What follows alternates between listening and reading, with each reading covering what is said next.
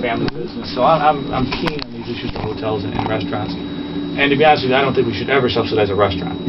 On the hotel end, to be honest with you, at this point, subsidies for hotels, in my opinion, should be near the end of the equation. Job creation is what you need. Create the jobs within the area, create the excitement, and then the need for hotel rooms occurs. So subsidizing hotel room at this point is a valid argument for the people that take the argument saying that we shouldn't be subsidizing them. In this case, you have two proposals. There's an urban renewal plan in the area. The one proposal from Shanghai Reds came in with the rules intact, limitation on the height and such. In my opinion, those rules, I would loosen the rules, to be honest with you, to come up with the best project. Nonetheless, though, when you do go out for bid and you put rules into an RFP, people follow those rules. So we put the RFP out and we got what we asked for. A project that really isn't as big as it can be. So now this other project came up with $40 million as opposed to 10, mixed use, a lot of potential, but it doesn't follow the rules that we set. And that's from, is that the Seminary Group? Yes. Right, okay. So we haven't received... That's from the money back. That's a lot of money. And they claim not to have public subsidies involved in their hotel. So they can do it with their own money. That's what they're telling without public subsidy, is that what we're saying? Okay. That's what they're saying.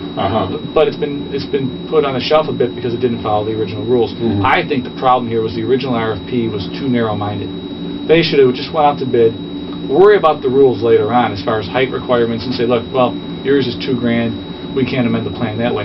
But the urban renewal plan could be amended, so the rules could be changed. And to be honest with you, maybe both bidders should go back to the drawing board, come back with them saying, look, the rules can change, come to us with your best project. Because 10 years from now, if you're driving down there, and to be honest with you, the $10 million project seems a bit suburban to me, and you see that, and you say, well, all right. And you ask, why was that built instead of the other one? And someone's going to say, well, they didn't follow the rules. Who's going to care in 10 years if they follow the rules, if the rules could be amended? There's a height requirement of 4 stories instead of 10. So I think the vision of the 4-story plan might have been hampered because of the rules, and that's the story that we're. So you see a battle there between which group gets it. One group is associated. I should say, former Council President Jimmy Pitts is associated with one group. Sure. Right, and the other group is Seminelli's. Yeah. So there's, I guess, it's going to be this kind of back and forth. You see that, or the political competition there? Well, I think that, to be honest with you, in this proposal, the plans are so different that I think the proposals will speak for themselves. Personalities won't be involved. I could work with both groups equally, perfectly fine. If Jim had and Shanghai Reds had the $40 million and it was switched, I'd be saying the exact same thing. These are such different projects. It's not a matter of splitting hairs.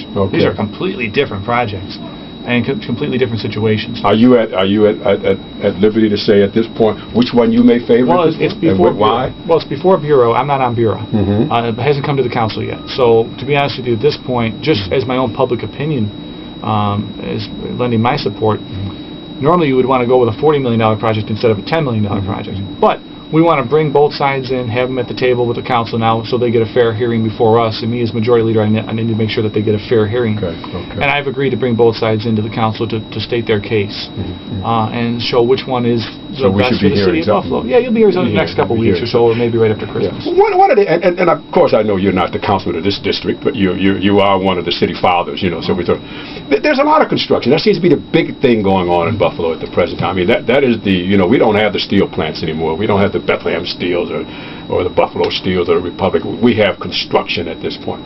But yet, it seems as if inner city people are not getting their fair share. And every now and then, and it certainly didn't come from you, we read stuff almost like every so many years, minorities are going to get 30%, they're going to get 35%, women are going to get X number of percentages, whatever. If you go out and ride around and look around, personally, unless they're hiding, maybe they got these people hiding someplace, you don't see that. What is the major problem there from your perspective? Well, why they're not getting these positions, and if maybe you disagree, maybe you feel they are, and you can tell me where they're at. I don't know. The numbers tell us that they are in the Joint Schools Construction Project. The numbers do tell us that. Now, who are they? Where do they live? Is it, the numbers should be real because they're verified. Those are the questions that I would have. Now, I'm on the Joint Schools Construction Board. I serve on the board with the controller and the mayor.